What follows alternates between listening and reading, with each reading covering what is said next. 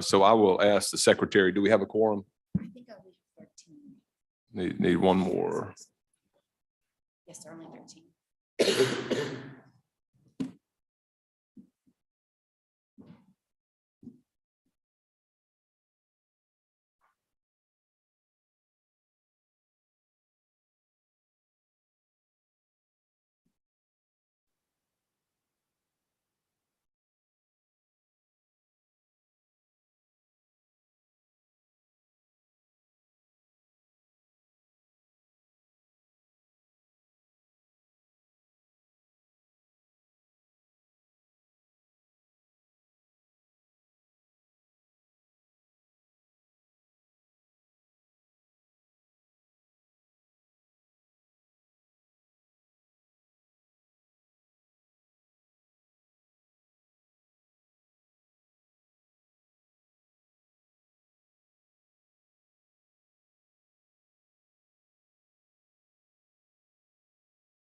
All right, I think we have a quorum. I'm going to call the Appropriations Committee meeting to order. We have about 7 bills on our agenda today. I'm going to skip Senate Bill 2444, the first one, until Senator Polk comes in. If there's any discussion on ARPA, I want to go to 2446. This is a technical amendments bill. I think I said it more times than I could count last year. If you remember, as we were hustling through the last week of session because of delayed negotiations, I think I said we're going to have some corrections to make when we come back here. So here's a list of many of the corrections that we have to make on some of our appropriations bills. And I'm going to quickly go through the sections. A lot of these are very technical in nature, and you'll hear as I explain them. We may have sent it to the county instead of the city, sent it to a association instead of the community, whatever it is, but you're going to hear them. First one is we sent $25,000 to the city of Diamond Head. It should have gone to the Diamond Head Fire District. We sent money for $500,000 for County Road 424. It should have been County Road 42 in Chickasaw County. We sent $250,000 for the Bovina Volunteer Fire Department. Actually, that was to provide for reimbursement of those costs. We sent $50,000 to Tallahatchie County for a center in Tallahatchie County. We sent $150,000 to the Coahoma Community College. We sent $150,000 for various fire departments in and around Simpson County. We, in one place, had put Mendenhall. It needed to be Simpson County instead of Mendenhall. $500,000 to Southwest Community College for an indoor multipurpose. It should have been an outdoor multipurpose facility. $1 million for Neshoba County for their reimbursement of their Miss-Win costs. That's the network that they communicate through, and it's a statewide network that we communicate through for emergency management. $500,000 to Lee County should have gone to the city of Tupelo for the improvements to Enville Road. We sent $20,000 to it said Greene County. It should have been the town of State Line, Mississippi, for one of their volunteer fire departments. We mistakenly put the city of State Line on a $50,000 motor vehicle, a police department acquisition. It should have been the town of State Line. Another section we just should have put assist to a recipient. We had assist to Leake County for firefighting equipment and gear, and the volunteer fire departments across Leake County. That was a $2 million expenditure. We had one for a sportsplex improvement, $1.5 million that should have been included in the city of Long Beach, Mississippi, within Harrison County. And then we had one that we mistakenly sent to the town of Heidelberg. It should have been the East Jasper School District for $350,000 for the acquisition of property, an old school there. Also, there was $600,000 to the Stone County Economic Development Partnership with a Heritage Spring water project. There are sections that allow for administrative expenses for MDA in administering these funds up to 3%. So that's the what I've termed the fixes bill or corrections bill that we've got listed as Senate Bill 2446. Any questions about those corrections? Senator Turner Ford, you're recognized.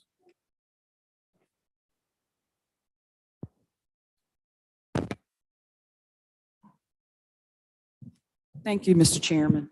I was trying to turn the pages and look for an appropriation for the city of West Point for the Bryan Public Library. Would that be in this bill? The which library?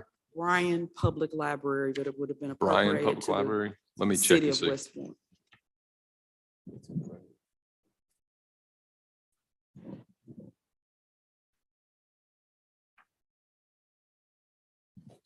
I'm told that was in the projects bill. I don't know. It's not on the fixes that we've got thus far. And Corbin's pulling that up to see.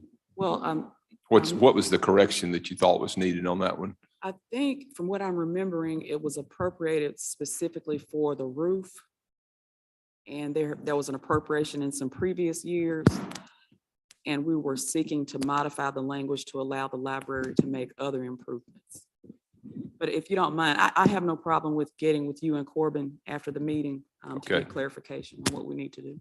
Yeah, he pulled it up and it was listed originally as roof repair and or replacement for the Bryan Public Library. It was listed as for roof repair and or replacement for the Bryan Public Library. And so I think based on my understanding of that language, it limits the appropriation to roof work only. Am I correct in stating that? Yeah, and or replacement. And I don't know. I mean, we got hundreds of measures in here. So maybe after we get through, if there's something specific we Thank need to you. I just discuss. wasn't prepared to address it at the moment, but I didn't Okay. want it to pass without bringing it to the attention of the committee. Okay, thank you, Senator Turner Ford. Other questions from committee members? Okay, if not, is there a motion, title sufficient to pass committee sub? Senator Brandy makes the motion. All in favor say aye. Opposed, nay. The ayes have it. Next, we'll move to Senate Bill 2454. This is the transfer bill. It's pretty simple. This just brings forward all the code sections that deal with the various measures that we use to set the budget for the year. First two sections could deal with the 2% set aside, as does Section 4. Section 3 deals with our rainy day fund or working cash stabilization fund. Section 5 is our working cash distribution. You know, at the end of the year, when they reconcile the budget, we split between the rainy day fund and the remaining funds, which go into the working cash fund. And then, of course, capital expense fund, which is what we utilize for projects, just like the ones we just talked about largely. So that's in Section 6. And Section 7 deals with the utilization of any funds to complete any budgetary obligations, transfers from the general fund, from capital expense fund and budget contingency fund. So this is just the measure that we use to balance the checkbook every year. Any questions? If none, is there a motion? Motion is title sufficient to pass. All in favor say aye. Opposed, nay. The ayes have it. Thank you, Senator Polk, and you're here. So let me go back to Senate Bill 2444 then. Our first bill on your sheet today, that is the ARPA bill. And essentially what we're doing here is just bringing all the code sections forward. What I thought I would do is just defer to Senator Polk if he wants to add anything. If not, if any of you have any questions about ARPA and what we're bringing forward, I'll yield the floor to him. Are there any questions of committee members? Okay, if there are none, motion is title sufficient to pass. Senator Norwood, did you have a question? We're just bringing all the code sections forward. No decisions are being made in this bill as to ARPA, but there will be a bill you can expect we're going to have. And just for update for the committee members, we've got what, 300 million, 350 million left in ARPA that we didn't distribute. Last year we distributed all but about 300 million. The governor, as you may recall, vetoed one of the measures that was in there that was related to University Hospital. So right now ARPA's got about 350. And I think Senator Polk could tell you, going through the process now and have been going through the process of assessing all the projects that we did last year to see kind of what's working, where there may be some issues. And then the additional funding that'll come out this year, or at least I expect will come out this year for that remaining balance. Okay, Mr. You're recognized, Senator Norwood. And the fund, those projects of agencies that receive funds that have not, are not on par to expend those dollars, will any of those dollars expire time-wise? They will at a certain date, and I'm going to defer to And Senator if Polk. that's, and if that's something that's gonna be taken up in a later discussion, you know, I can wait on that. No, but I think we can answer that now. Quickly, the federal government requires that all funds be allocated to the projects by December of 2024, and then they must be spent by December of 2026. So we basically have time from those. We don't have a lot of time, but we're still good. Okay, thank you, Mr. Chairman, thanks. Senator Thank Polk. you, Senator Norwood. Any other questions? If not, the motion from Senator Polk was titled sufficient do pass. All in favor, say aye. Opposed, nay. The ayes have it. That bill will be reported. Next is Senate Bill 2616, and I'm going to call on Senator Michelle to explain that measure. Thank you, Mr. Chairman. I happen to be the subcommittee chairman on the Finance and Insurance Subcommittee, and we had budget hearings last year from the Mississippi Real Estate Commission and learned that they had accumulated a very large cash balance.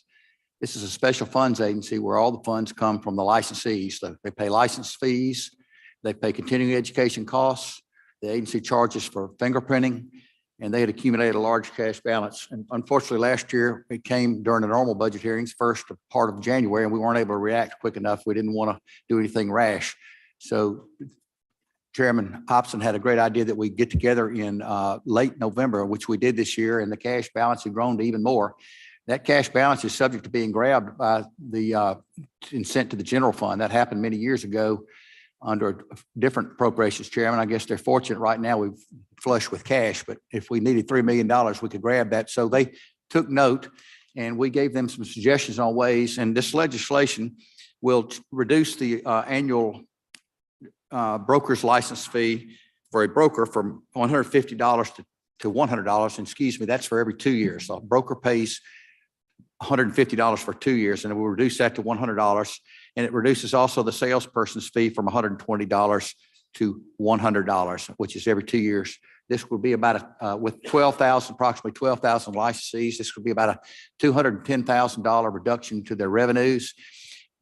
And you note that it says the fees shall not exceed. In our follow-up hearings, we have reason to believe they may reduce those even further. They have the authority to do that. They also have the authority to not charge for continuing education, to give that as free to the members, and also to cease charging for fingerprints. So the budgeting process worked real well. We were made aware that this special funds agency had accumulated a lot of cash, and we're doing something about it, getting back to the people who actually paid the fees into the fund. I'll be glad to give any questions. Thank you, Senator Michelle. Does anybody have any questions for the senator? Motion is title sufficient to pass Senate Bill 2616, Mr. Chairman. Thank you. Motion title sufficient do pass. All in favor, say aye. Aye. Opposed, nay. The ayes have it. Thank you, Senator Michelle. Next is 2663. This is the Historic Site Preservation Grant Program. I've been really pleased with this program, and I think this maybe universally has done a lot of good for us as a state and get a lot of acclaim. But they want to make a couple of tweaks to this. So we originally put $1 million in this fund several years ago. We ramped it up to $2 million last year. And what Archives and History has requested is when we first put in there in the bill, we put that it had to be listed as a national register, had to be on the National Registry of Historical Places. They have asked for it to be eligible for National Registry determination because they said there are some sites that are worth preserving that are in tough shape, but they take a long time to get the actual registry listing. And so they would like to make the change that it be eligible, and then also that they can approve the grants. One of the things that's happened is what we originally put in is they came back to the legislature. We had to wait the rest of the year to approve the grants. They'd like to go ahead and approve those and submit a list to us as to what they've done. With the amount of money included, I didn't feel like that was too onerous for us, and helps them expedite getting grant funds to certain buildings and places that may need quick rehabilitation. And so they would provide every year, they'd provide a report to the legislature through the Lieutenant Governor, Speaker, and the two appropriations chairs to let us know which sites have been selected.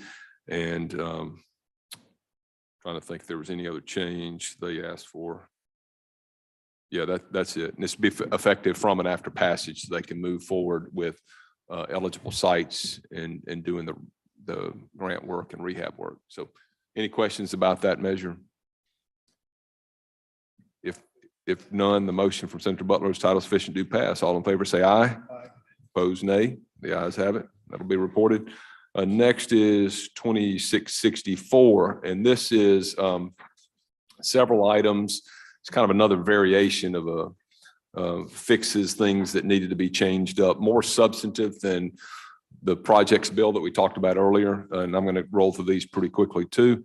One is, if you remember on the DPS law enforcement firefighter program, we allocated funds through ARPA to pay for these first responders. And what had happened was some of the counties had already allocated the funds. Well, there was a glitch that we couldn't do reimbursements through the fund that we were going to pay. So what we can do instead is move those funds or take the funds out of our lost revenue funds. We set up last year, Senator Polk can tell you, we set up a lost revenue fund that was going to the state. So rather than it coming directly from the ARPA funds, it'll actually come out of our lost revenue funds for the state. So the net effect is zero to the state. We're just using a different fund to pay for the reimbursement to the firefighters and the law enforcement officers.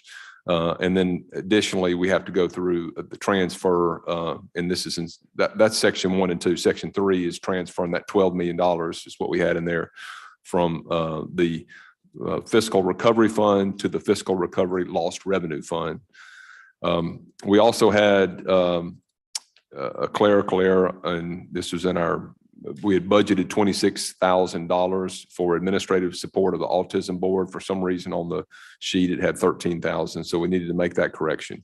We had in section 5, a general fund paying for the tower maintenance for ETV and upgrades to their towers. And that should have come out of capital expense fund and not the general fund.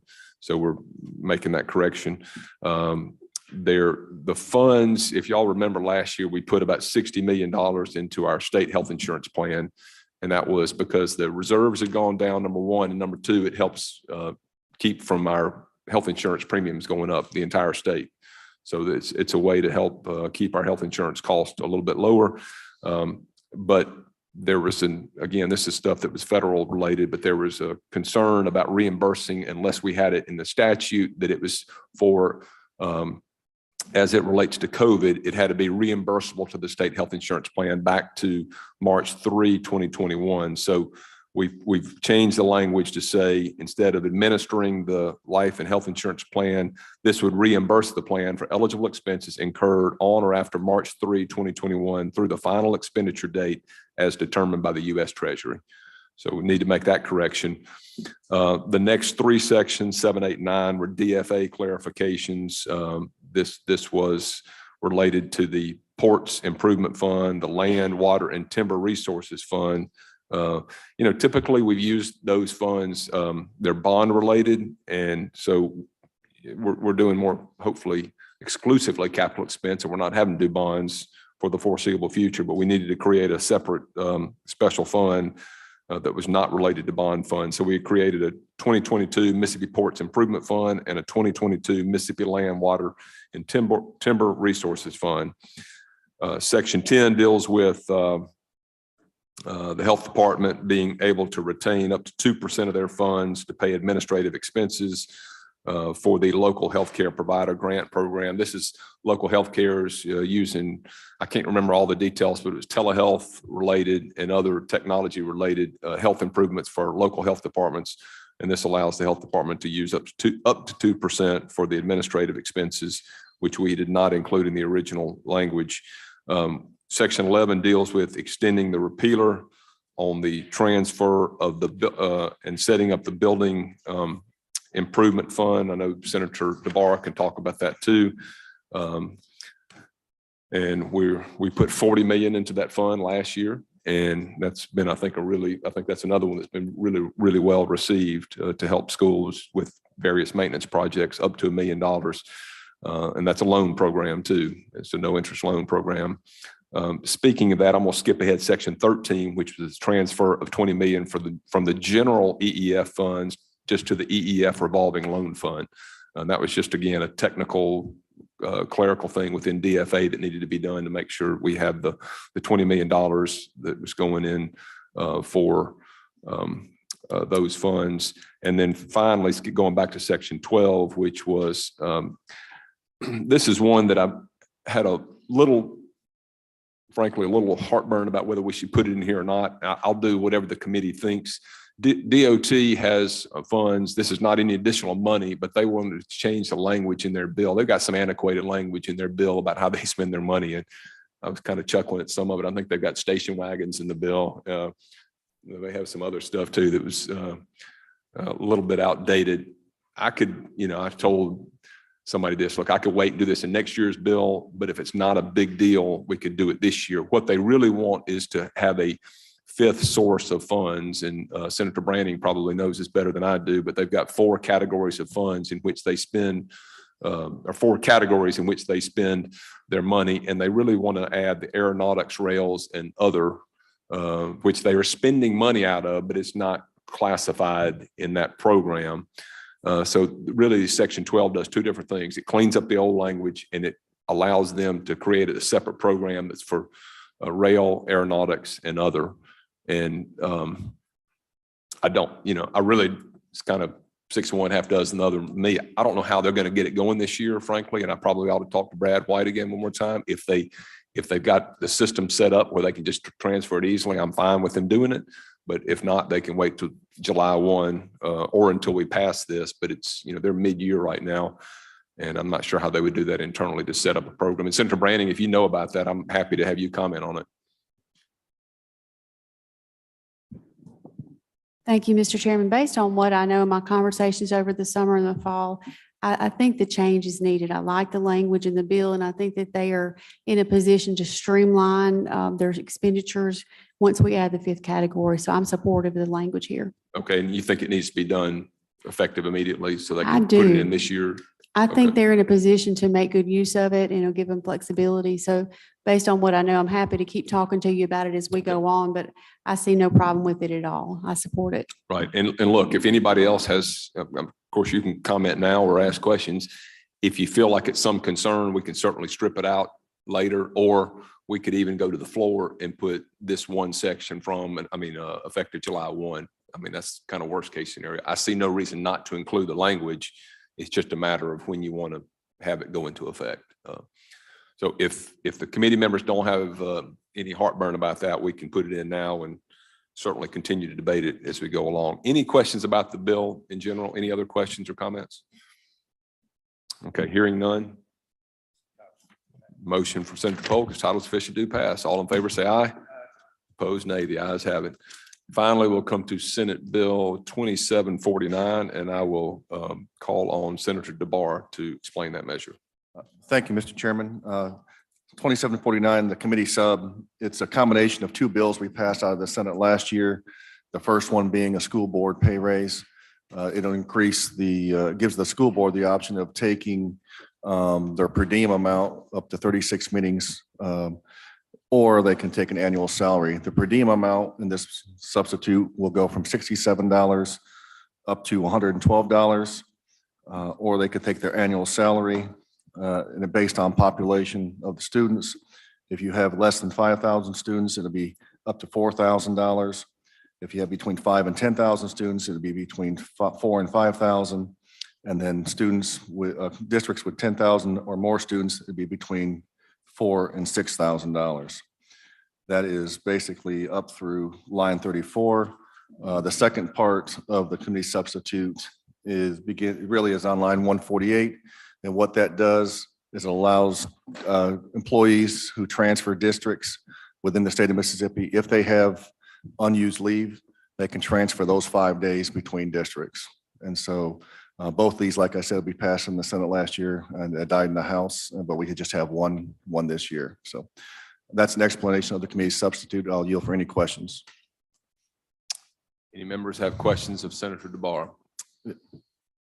If there are none, I move title sufficient to pass committee sub. Motion is title sufficient to pass committee sub. All in favor say aye. Opposed, nay. The ayes have it. I'll entertain a motion to rise and report. Motion, all in favor, say aye. Opposed, nay. The ayes have it. Thank you very much. See you Tuesday.